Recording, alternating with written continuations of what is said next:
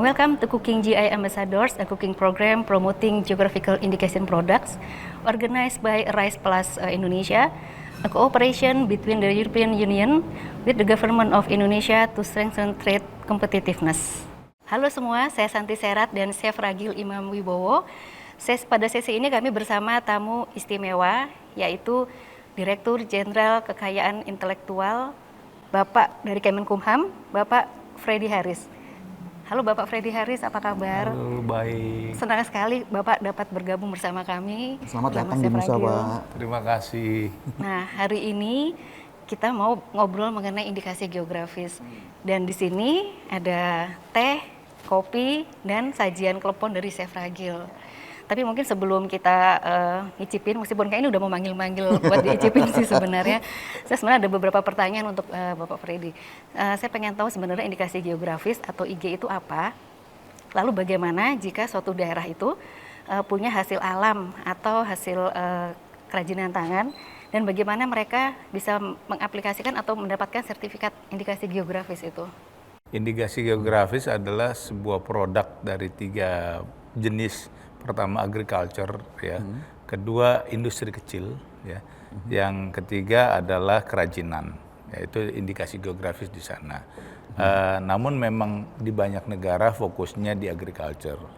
Ya, kalau awalnya kan dari indikasi geografis ini kan Eropa, awalnya kan dari champagne, sampahnya. Oh, oke. Itulah cikal bakal mulanya. indikasi geografis. Lalu ada keju parmesan dari Italia, banyak sekali. Nah, Indonesia banyak banget, lebih dari itu. Mungkin sebenua Eropa, Indonesia kalau dikumpulin indikasi banyak. Namun memang belum banyak yang mengerti bagaimana apa itu indikasi geografis, bagaimana cara melindunginya. Itu yang kita harapkan nanti masyarakat Indonesia makin lebih tahu dengan indikasi geografis ini. Agriculture-nya, produk agriculture-nya banyak, lalu kerajinan tangannya banyak, industrinya banyak, dan ini sangat dekat sekali dengan UMKM, industri geografis ini. Jadi ya saya terima kasih justru diundang nih sama Bu Sarah sama chef terkenal Chef Ragil, ya terima kasih. Artinya ini membantu kantor kami juga memperkenalkan Dan mempromosikan mempromosikan karena dulu sebelumnya orang malas mendaftarkan indikasi karena ketika saya lihat pas jadi dirjen memang susah daftar ini. Butuh waktu berapa lama? Kalau dulu tahun 2017 ya, orang mau daftarin indikasi geografis kayak bikin tesis.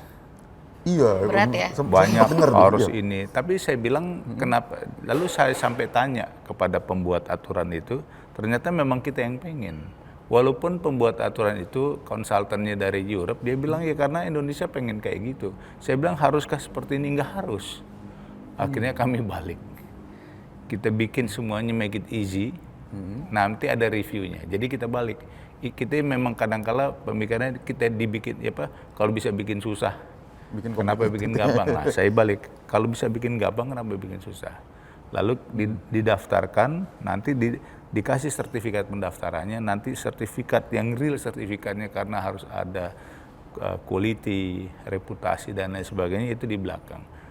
Kan yang paling penting kan kita kenalin sama masyarakatnya dulu nih, apa itu indikasi geografis. Dan ternyata memang setelah kami mempromot di 2018 sebagai tahun indikasi geografis, baru orang tahu. Kopi Gayo, kopi Toraja, teh, Java Preanger. Java Preanger. Sebelumnya harganya ya kisaran kopi Gayo sebelumnya 60.000. Pas didaftarkan di kita jadi 120.000.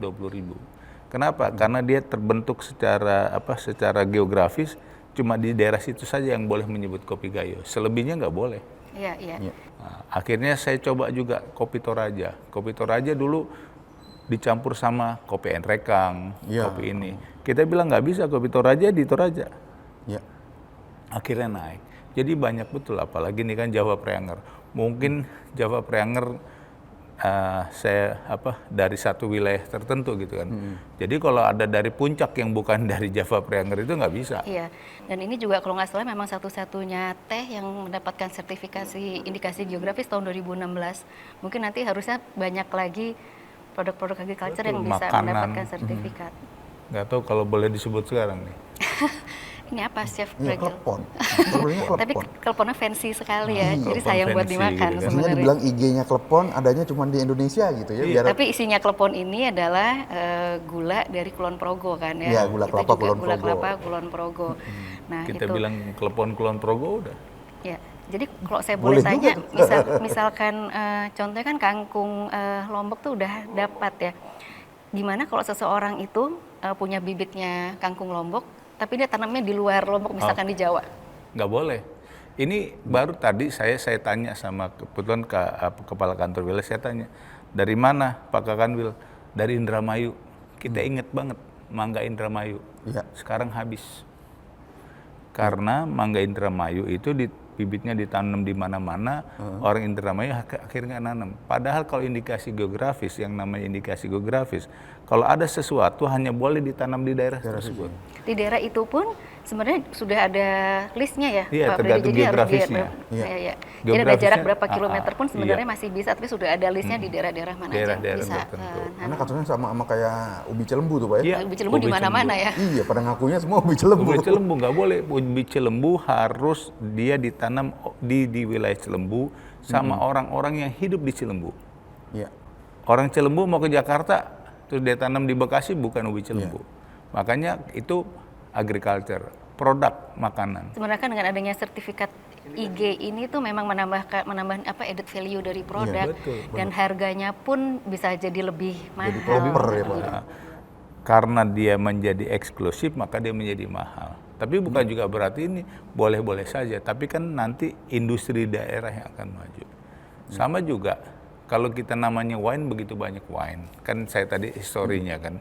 Wine begitu banyak wine, tapi yang namanya sparkling wine, yang namanya sampanya, itu hanya boleh di Daerah yang namanya champagne. sampahnya itu hanya boleh wine sparkling wine yang dari daerah sampahnya. Iya, hanya Sebelahnya daerah itu. daerah Liong nggak boleh, Iya. boleh Namanya cuma harus sparkling berubah. wine. Itu kayak gitu, bayangin desa sampahnya akhirnya apa? Kayaknya minta ampun. Karena banyak orang seneng sama sparkling wine. Ya, makanya kami berharap memang Indonesia dengan 17.000 pulau ini seharusnya bisa menampilkan masing-masing punya khasnya. keunggulan, kekhasannya. Jadi sekarang bagaimana upaya DJKI dalam mempromosikan ini Pak, indikasi geografis ini terhadap Terus kami terus ke daerah, kami berharap, makanya kalau saya bilang, kalau saya mau ke daerah, gubernurnya ada nggak? Bupatinya ada nggak? Kalau nggak ada, saya nggak mau datang, udah biarin aja staf saya. Tapi kenapa itu menjadi penting? Karena Karena kita penting ini dengan pemimpin daerah primus untuk- inter pares kita. Kalau pemimpinnya udah ngerti, udah dia tinggal oke, ke spreading ke bawahnya bawah. lebih mudah. Bayangin nanti apalagi kalau kayak Chef Ragil keliling, dia memberi pengetahuan ke masyarakat begini cara mengolah makanan. Jadi itu bisa bagian dari Oke. Ini mungkin resep yang mungkin agak lebih sulit ya. Sebenarnya resep makanan menjadi sedikit lebih mudah.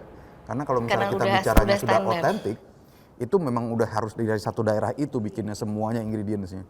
Jadi udah tinggal dirunutin lagi ke IG tuh. Gitu.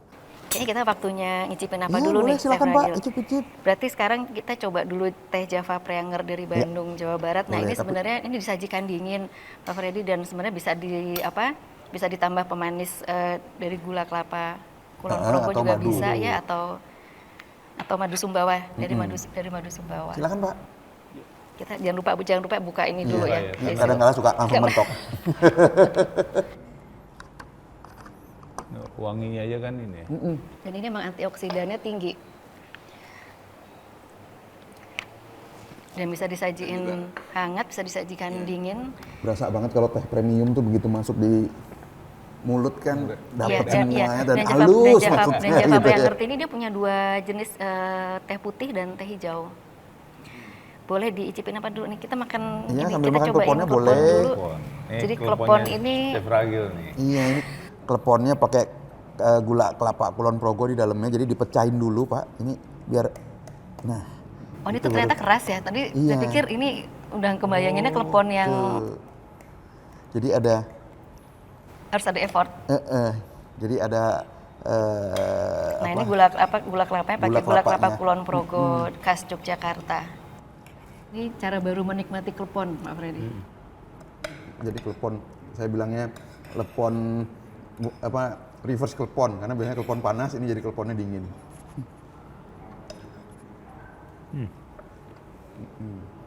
Dan ini kopi Arabica Gayo. Kalau boleh kita sebutin sekarang ya, kopi Indonesiana Gayo. Kopi Indonesiana Gayo. Mari menikmati kopi Indonesiana Gayo. Kopi Indonesiana Gayo.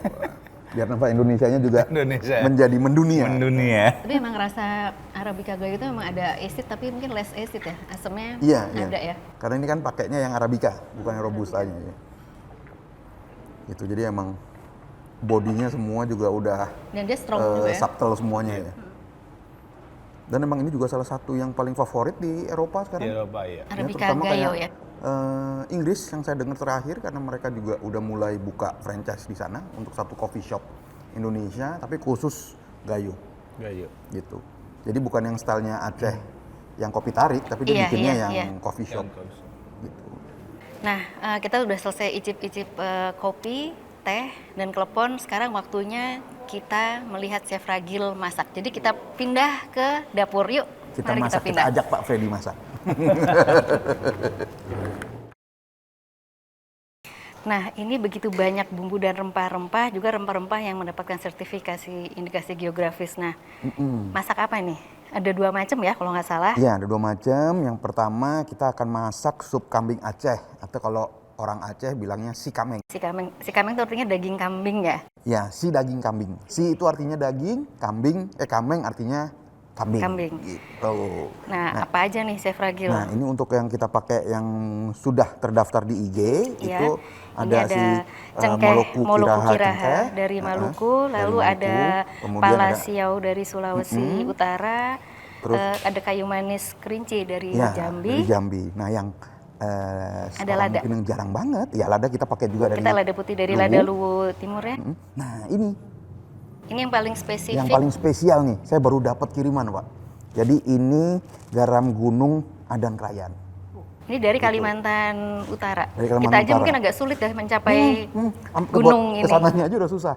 Oh, dan warnanya beda dengan warna garam biasa ya. Iya, karena warnanya memang agak-agak pink nih, jadi menarik banget. Dan ini juga yodiumnya tinggi. Iya, dan ini kalau buat bikin Sayuran gitu ya, sayuran, warna warnanya sayurnya hijau, juga Pak. tetap Wah, hijau. Itu bagus banget.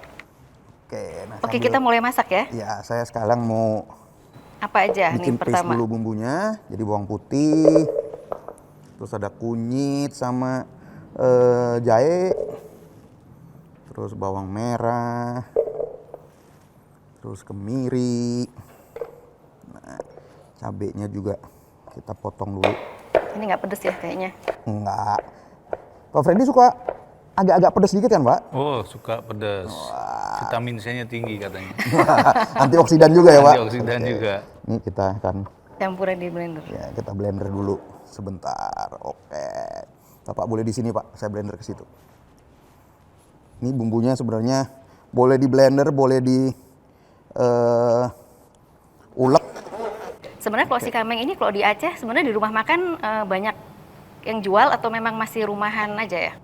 Banyak yang jual karena hampir di setiap restorannya pasti menjual si kameng ini. Dan yang menarik seperti kebanyakan restoran di Indonesia, mereka itu setiap tempat punya khasnya masing-masing. Gitu, ada yang santannya light, santannya enteng gitu, ada yang santannya banyak kental gitu. Jadi Oh, banyak ini kali ini versinya. kita pakai santan yang... Ya, kita pakai versinya agak yang enteng. Karena nanti Nah, memang kan gulenya harapannya Pak Ferdi kita memakai rempah-rempah yang mendapatkan sertifikasi ini kan berharap rasanya lebih spesifik ya rasanya ya Chef Ragil.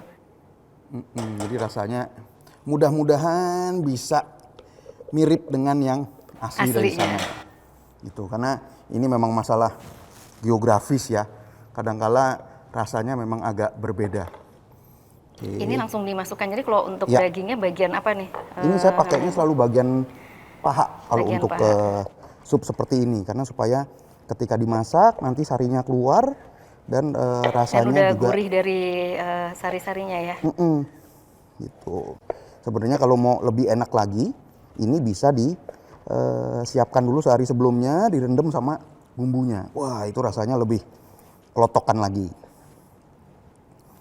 Oke. Ini kayu manis yang dari Kerinci Jambi ini memang karakternya memang lebih strong gitu ya dan agak sulit Iya. Dan yang pasti memang Dan ini kan rasanya keras banget nih Pak Freddy, jadi memang agak susah untuk geprek gitu ya, untuk diambil ya. dan rasanya memang lebih enak kalau misalnya Iya, kita dan mau kalau dicium aromanya memang sweet ya, aromanya iya. manis. Dan ketika dimasukin misalnya buat teh atau kopi itu enak banget, nggak usah Iya. ditambahin gula. Untuk rempah-rempahnya dimasukkan nanti. Iya, setelah- begitu santannya udah masuk ke pancinya, tinggal masukin lagi yang lain. Nah, ini udah mulai berubah, warnanya udah mulai Udah mulai kan? kambingnya kena panas kan. Nah, sekarang boleh kita masukin teman-temannya. Kapulaga kita masukin. Kapulaga. Terus untuk palanya ini masih ada Masih ada Cangkangnya. cangkangnya itu ya. iya. Dan sebenarnya juga mace-nya itu juga bernilai kan sebenarnya Ya, yang yang merah yang full, ya. ada di sini kulit di sini yang warnanya merah, Merah. itu sekarang aja harganya sudah hampir 4 juta sekilo untuk Itunya? untuk Dan ini mace-nya. juga karena kualitasnya bagus, mungkin kita juga Iya. nggak terlalu banyak karena memang. Nah, ini baunya juga dahsyat banget, Pak. Coba nih Pak Ya, Freddy. kalau Pak Ini aromanya kuat. Freddy mau ini nih, buat saya ini pala yang paling bagus. Sementara ini yang saya temukan. Gitu. Cerong Ini, ya? kayu manis, terus ini juga ada bunga pekaknya juga masuk ke sini. Cengkeh, Cengkeh butuh berapa? ini saya biasanya kalau buat gini sekitar 5. Oke, Ini saya juga jangan lupa cengkehnya. diginiin. Kayak kita punya semua ya. Iya. Kita punya semuanya. Dan yang menariknya Pak, ketika udah kita keliling-keliling, tahu spesifikasi rasa masing-masing cengkeh dari Moluku Kiraha, terus kemudian ada juga cengkeh dari Minahasa. Rupanya kita bisa tahu juga ini berarti ini bagus dipakai buat apa, yang ini bagus Jadi dipakai buat apa gitu. bisa untuk farmasi, bisa untuk makanan ya. Oke, ini tinggal masukin kaskas. Ini sebenarnya bumbu khasnya Aceh. Kalau orang Acehnya sih bilang Popisit ya sebenarnya kok bahas. beda. Dia jadi buat kayak penyedapnya karena bikin umaminya keluar. Gitu. Ini ketumbar juga kita masukin. Oke. Ini juga buat bumbu yang udah dihalusin. Kalau garam berarti nanti terakhir ya setelah Iya, kalau garam rasanya biasanya udah. ngejasnya saya selalu terakhir. Itu daun kari. Ini daun kari. Kemudian yang menarik di sini adalah jarang banget kalau kita nemuin di Jawa. Jawa daun salam gampang, tapi masak makanan asin tapi pakai daun pandan. Karena masakan Aceh Oh, selalu gitu. kebanyakan pakai daun kari dan Iya. daun pandan ya. Wangi Kalau ya dia. orang Iya. Jawa di Jawa biasanya dipakai buat kue. Buat biasanya. kue, betul. Iya. Oke. Kelapa. Oke. Nah, nanti kalau udah mendidih baru kita masukin nanasnya. Ini kita masukin dulu garamnya kurang lebih 2-3 gram aja buat ada rasa dulu. Nah, sambil nunggu ini mendidih, kita akan bikin gulai ayamnya. Saya belajar teknik masaknya ini dari orang Padang. Oh gitu. Jadi orang Padang. Jadi ini gulai ayamnya gulai ayam khas Sumatera deh ya pokoknya, Iya. atau lebih ke Sumatera Barat. Ini sebenarnya aslinya adalah lempah dari Bangka. Nah, ini langsung saya masak aja semuanya supaya nyatu. Karena kalau buat kita ngeliat gulai harusnya nggak usah ditumis lagi. Tapi rempah yang dipakai untuk gulai ayam ini ada 2 yang bersertifikasi ini ya, indikasi IG, geografis. iya. Jadi ada lada putih, lada Luwu Timur dari Sulawesi Selatan, lalu yang kedua kita pakai garam Gunung Krayan. Gunung Krayan. Ya, nah ini untuk ayamnya sendiri kita potong-potongnya Gampang agak ya Pak? gede Nggak aja. dicemplung-cemplung Kayaknya ya. gampang ya. Gampang kok Pak masak. Masak yang nggak gampang tuh cuman bersihinnya, nyiapinnya. Biasanya itu Saya yang udah di-prepare gampang ya. Yang jelas saya kalau kangen tuh selalu yang berkuah. Jadi yang anget-anget yang Soto kuah-kuah. Jadi Betawi, soto ya sebenarnya. Soto sulung, soto yang Surabaya itu kayak soto gubeng. Soto gubeng selalu Lamongan Terus juga ya. soto Lamongan. Jadi kan di luar nggak ada kan? Iya benar, tapi Kan itu kan kalau kita keluar negeri itu kan berapa hari tes pasti apa, kangennya tes kangen. rempahnya. Iya, sangat keras iya. itu. Aku bantuin. Tapi itu juga menarik tuh Pak, kalau misalnya kita lagi promo di Luar negeri. luar negeri, kalau kita bawa yang lagi kuah-kuah, itu juga nggak pernah gagal Pak. Iya. Dan Pak Freddy, saya juga salah satu yang selalu membawa kayu manis dari ini. dan setiap kali ini kan ini besar sekali nih ya SF Fragile, biasa segini kan. Dan biasa setelah saya bawa promosi, saya tinggal untuk chef-chef di sana dan mereka sangat amazed gitu. Hah, ini kayu manis, karena mereka mungkin kalau di supermarket ya hanya ngelihat yang udah dipotong-potong jadi ini ya. gitu ya. Iya, dan kayu manisnya yang dari tempat lain kan biasanya Udah dipotong-potong gede gitu ya. doang, Iya, tapi iya, nggak iya. Iya. baunya tuh nggak wangi. Begitu mereka dikasih ini, pemakaiannya cuma sedikit, wah seneng Makanya banget. memang daerah Sumatera ini memang tempat awalnya rempah-rempah perdagangan kan awalnya masuk dari Aceh ya, makanya masakan Aceh ini banyak pengaruhnya dari India ya, rempah-rempahnya. Dan memang rempah-rempah kering ini memberikan karakteristik lebih kuat pada makanan. Ya, kami berharap memang dengan ada sertifikasi indikasi geografis ini memberikan rasa yang lebih spesial lagi ya sebetulnya. Dan yang menarik, emang yang penghasil rempah-rempahnya sendiri, makanannya biasanya kurang berempah. Nggak berempah, jadi di Indonesia Timur seperti Maluku, lalu Ambon segala itu kan makanannya justru nggak terlalu banyak berempah. Mereka lebih banyak memakai juga sayuran dan buah-buahan ya. Iya, malah makanannya mereka malah seger-seger. Ikannya mati sekali sih kalau di situ. Iya, kalau di sana di Jawa udah mati beberapa. seafoodnya luar biasa. Iya. Padahal orang Eropa datang ke Indonesia itu nyari rempah. Nyari rempah, iya.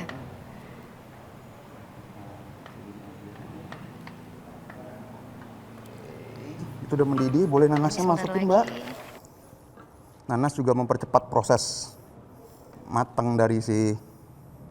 Dan nambah rasa ini ya, cita rasa ada asam segernya dari nanas.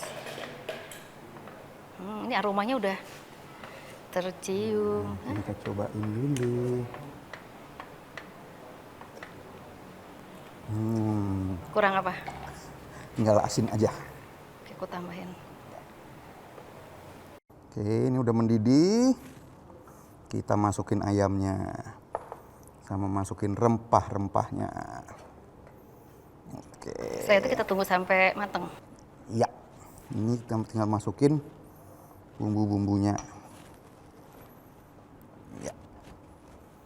Ladap Ini dari nanti terakhir bumbunya ya? kita masukin.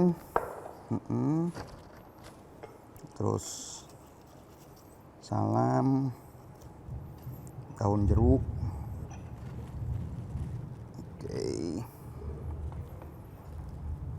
Oke, tinggal ini kita geprek sedikit. Digeprek tuh supaya selalu aromanya Iya, keluar supaya ya. aromanya keluar.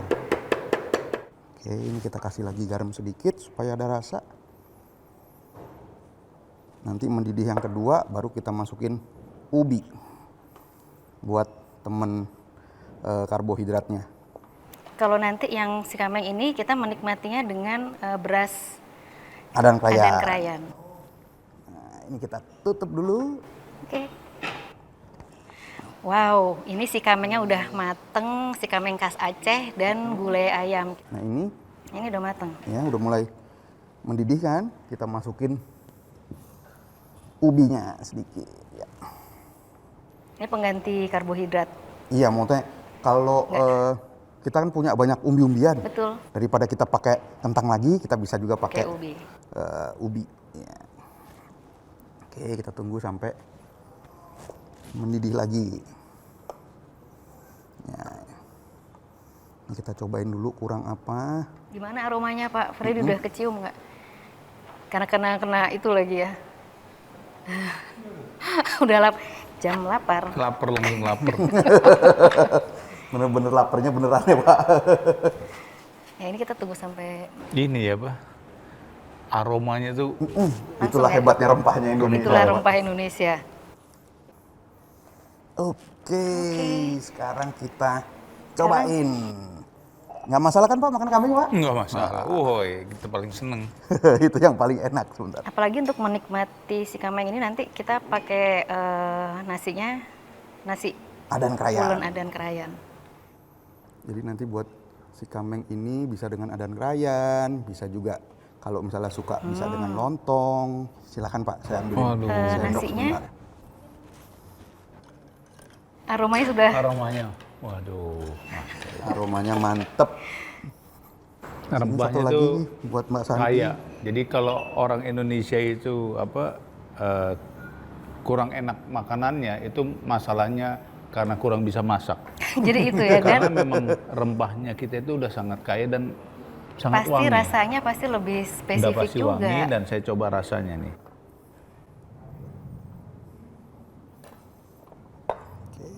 Gimana Pak? Nih, Mbak Santi nyobain juga. Silahkan. Saya tambahin ini ya Pak, nasi beras dari Dan Krayan. Nasinya top, bumbunya sangat top, semuanya kerasa.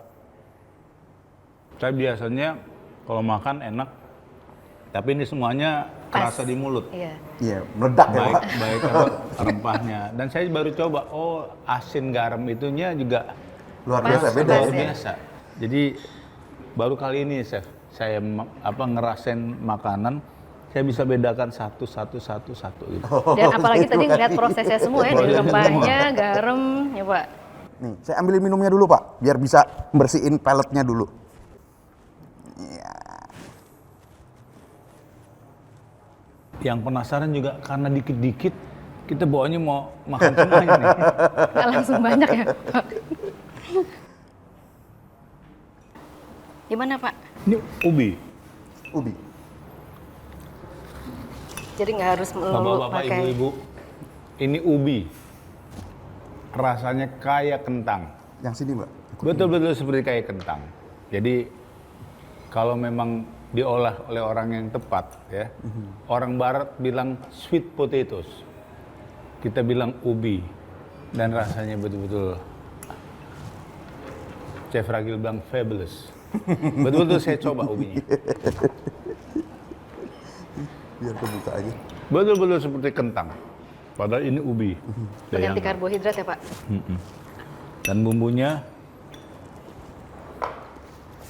dia yang ini santannya lebih light ya. Iya, lebih enteng. Daripada yang tadi kambing tadi. Iya. Tapi Dan memang rempah-rempahnya juga nggak terlalu berasa Nggak karena terlalu memang, besar. emang karena nggak ada rempah kering yang banyak Nah. di sini. Iya, tadi. nggak terlalu banyak. Iya. Kalau di Sikameng Paling memang nikmat. rempah keringnya lebih banyak. Jadi biar ada perbedaannya antara Makanan yang berempah yang berempah dengan sekali yang dan yang rempah. ya. Tapi tetap semua pakai santan ya. Itulah kekayaan makanan Indonesia. Walaupun pakai santan macam-macam, tapi bisa dapat rasanya yang berbeda. ini beda lagi rasanya. Lebih enteng ya Pak? Lebih enteng. Kembali lagi nih, Mbak Sarah, Chef Ragil. Pertama kali saya baru merasakan ubi biasanya pakai kolak, pakai santan, kasih gula. Ini ubi jadi Dimasak pakai gulai. pakai gulai. Makanya mungkin ibu-ibu di Indonesia nggak perlu takut kalau kentang nggak ada, Bisa pakai bisa pakai ubi. Tanya resepnya sama Chef Ragil. Jadi sebenarnya pengganti karbo bisa ganti ubi, bisa singkong ya. Bisa. Dan kita Mantap. umbi-umbiannya juga banyak. Macam-macam. Mantap. Terima kasih Chef Ragil, terima kasih, Terima kasih. Pak Freddy atas waktunya sore ini. Makasih Pak Freddy. Kita juga sudah menikmati Sikameng, lalu gulai ayam dengan rempah yang memakai sertifikasi IG. Indikasi geografis. Semoga lebih banyak lagi produk-produk dari Indonesia yang mendapatkan label sertifikasi indikasi geografis.